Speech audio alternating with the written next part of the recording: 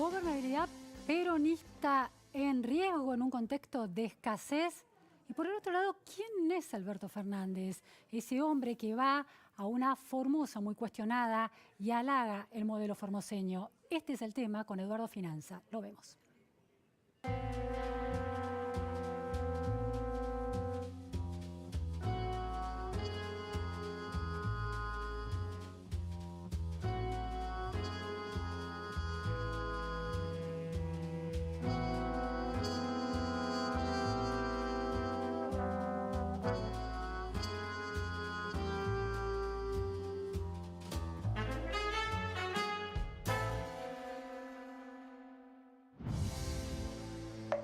Eduardo, muy buenas noches. Gracias por atendernos. Hola, Luciana, gracias por invitarme a participar de tu programa. Bueno, una pregunta que nos tiene desconcertados, los halagos del presidente Alberto Fernández a Gildo Infran ayer, hace un tiempo a Hugo Moyano, y una pregunta casi callejera. ¿Hay necesidad de esos halagos? ¿Cómo se explican?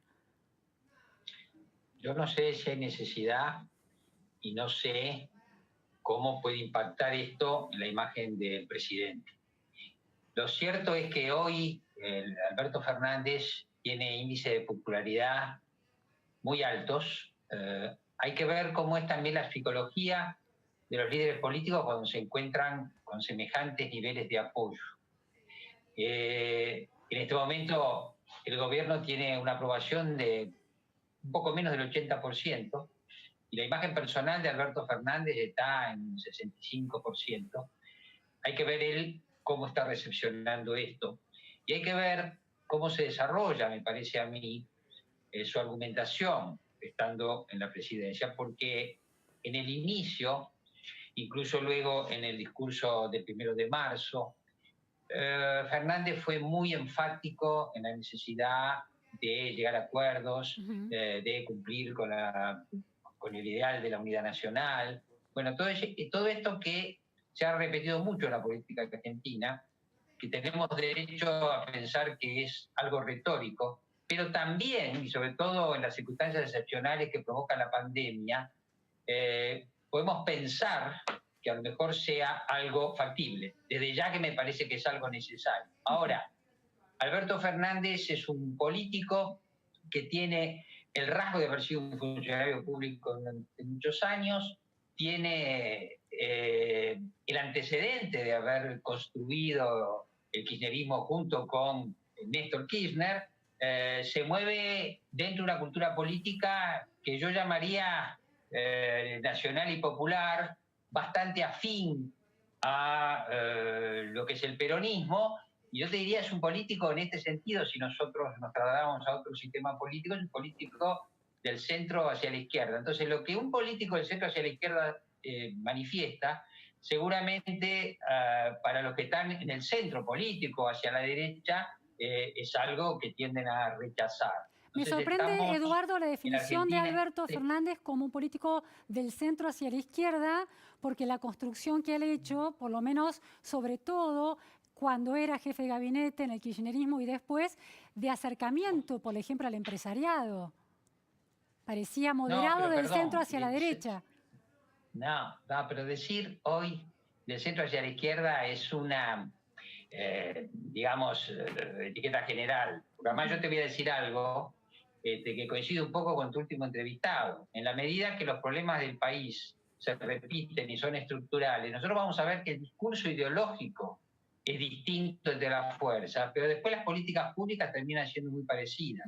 Y atención, cuando uno dice el centro hacia la izquierda es para marcar una diferencia con otra posición. Por ejemplo, la izquierda por ahí atiende más en su discurso a la equidad social, lo que llamamos el centro derecha más a las instituciones. Ahora, el componente peronista de Alberto Fernández es clásico. El peronismo siempre ha buscado acuerdos sociales, se ha acercado a los empresarios, también tuvo rencillas con ellos. De hecho, tiene un ala sindical con la que siempre ha articulado alianzas y estrategias, de manera que ser peronista también es tocar una melodía que tiene muchas variaciones. ¿cierto? Ahora, Eduardo, Él ahora está desplegando... Sí, sí, por favor. Te escucho.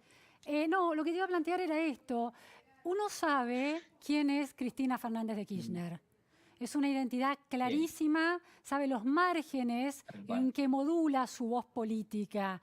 Uno no sabe tanto quién es Alberto Fernández y por lo menos la metáfora con la que imagino a Alberto Fernández es él parado en un escenario de 360 grados con la capacidad de decirle a interlocutores varios de posicionamientos distintos la palabra que les resuena mejor.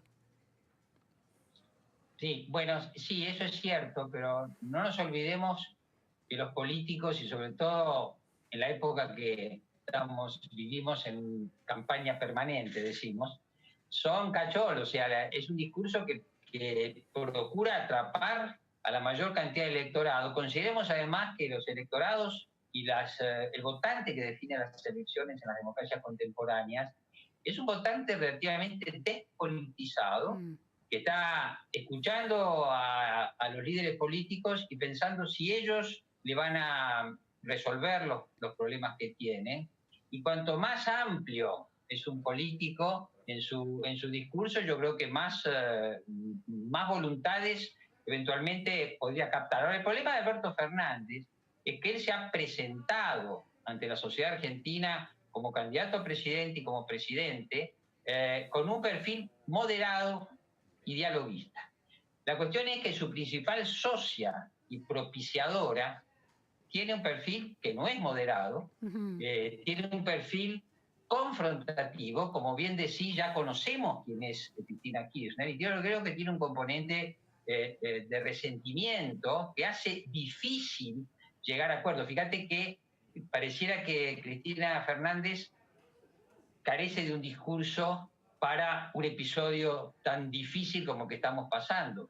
En cambio, Alberto Fernández ha establecido, junto por ejemplo con Horacio Rodríguez Larreta, pero en cierta forma también con Kicillof, un consenso que yo llamo instrumental, claro. Un consenso que deja de lado la discusión política y se aplica a encontrar instrumentos para resolver un problema muy concreto y muy acuciante y muy dramático. Quiere decir que Alberto Fernández tiene los recursos de la moderación, pero entonces podemos poner un escenario donde él podría llegar a tener un conflicto con su vicepresidenta. De hecho, hay un conflicto de estilos. No sabemos si ese conflicto de estilos anuncia un conflicto político y tampoco sabemos qué va a ocurrir, porque los politólogos han dicho mucho que en un país hiperpresidencialista el doble comando no es posible. Claro. Pero yo digo que el peronismo es muy creativo y tal vez nos sorprenda con un doble comando que dure todo el periodo, claro. Donde entonces Alberto y Cristina serían los socios y los amigos que el presidente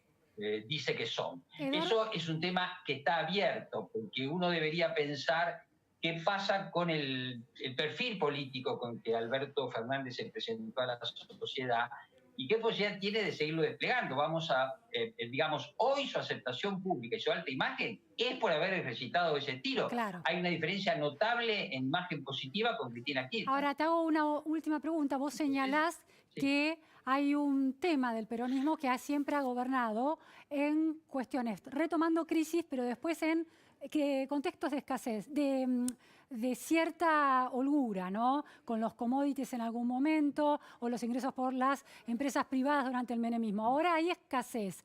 ¿Puede ser una estrategia del gobierno ante la escasez de recursos económicos y financieros, la abundancia de miedo ante el COVID, el nuevo recurso del peronismo y de la gobernabilidad peronista? Mira, hay una discusión mundial de si el protagonismo de los estados y los poderes ejecutivos en relación con la pandemia va a dar lugar a actitudes autoritarias. Eso está por verse. Yo igual insisto que el peronismo... ¿Cuarentena o muerte no es algo autoritario? ¿Cuarentena o muerte no es algo autoritario?